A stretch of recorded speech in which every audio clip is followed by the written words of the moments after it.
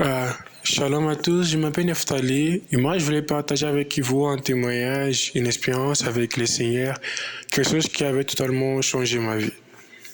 Il y avait un moment, moi j'étais une personne toujours avec l'air négatif, toujours triste, et les gens quand ils me voyaient toujours avec un visage triste. J'étais quelqu'un qui avait trop de problèmes et j'étais quelqu'un aussi d'incrédule. J'étais une personne qui priait beaucoup, mais je ne lisais pas la Bible. Et je compris que c'était là qui venait le problème aussi. La Bible il écrit que quand on demande le Seigneur, il faut croire qu'il attend notre prière et les choses ça va déjà arriver.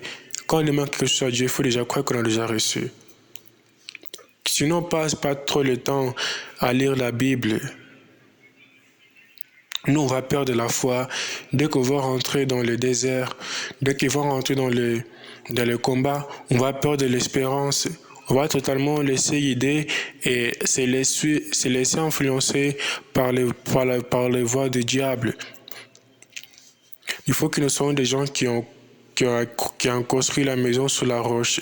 Ça veut dire il faut que notre vie soit construite sur la parole de Dieu.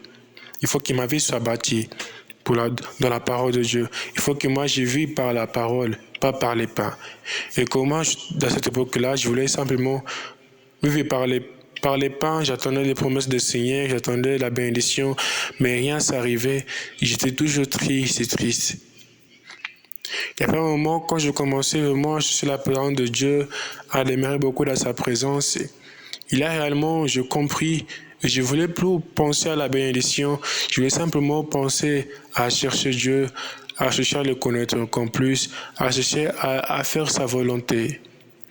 Et aujourd'hui, je bénis le Seigneur parce que quelque chose qui totalement a changé ma vie.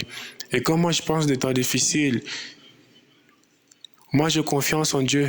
Je ne vais pas aimer le Seigneur pour tout ce qu'il lui donne, mais pour tout ce qu'il est. Quel mari va aimer sa femme parce que la femme donne de l'argent? Et quelle femme va aimer son mari parce que la femme donne tout ce que le mari veut? Même toi, tu n'aimeras pas qu'on t'aime parce que toi, tu as quelque chose de spécial chez toi ou tu as de l'argent. Mais qu'on on t'aime en tant qu'une personne. Dieu veut que nous, on l'aime pour tout ce qu'il est, pas pour tout ce qu'il lui donne. Même quand tu parles de temps difficiles, etc., crois en Dieu que l'Éternel, il est avec toi aussi. Que tout ce que tu avais demandé, tu verras accomplir. Parfois, on perd la foi dans les temps difficiles parce qu'on n'est pas entièrement attaché à Dieu. Si toi, tu connais réellement ce Dieu-là que toi, tu adores, tu sais que ce Dieu-là, il ne ment jamais, alors garde la foi. Quand on n'a pas la foi, c'est comme si on est en train de dire que ce Dieu-là, il ment, il ne va jamais faire ce que nous l'avons demandé. Dieu va toujours nous bénir dans son temps. Il faut espérer, il faut croire aussi. Il faut vivre par la parole. Quand tu vis par la parole, la bénédiction, ça va te suivre. Tu n'as pas besoin de courir vers la bénédiction.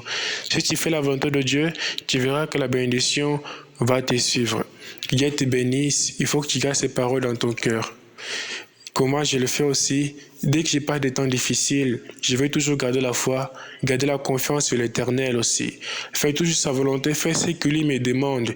Si lui me bénit ou me bénit pas, gloire à Dieu. Et Dieu ne va pas changer, il sera toujours Dieu. Si Dieu nous bénit, gloire à Dieu. S'il ne bénit pas, gloire à Dieu. Il ne faut pas que nous soyons un enfant qui aime notre Père pour tout ce qu'il lui donne. Mais il faut que nous soyons un enfant qui aime notre Père pour tout ce qu'il est. Il est mort à la croix pour nos péchés. Déjà, la vie éternelle qu'il nous avait donnée, elle est au-delà de tout ce que nous peut recevoir dans ce monde. Que Dieu vous bénisse et qu'il passe une bonne journée. Au revoir.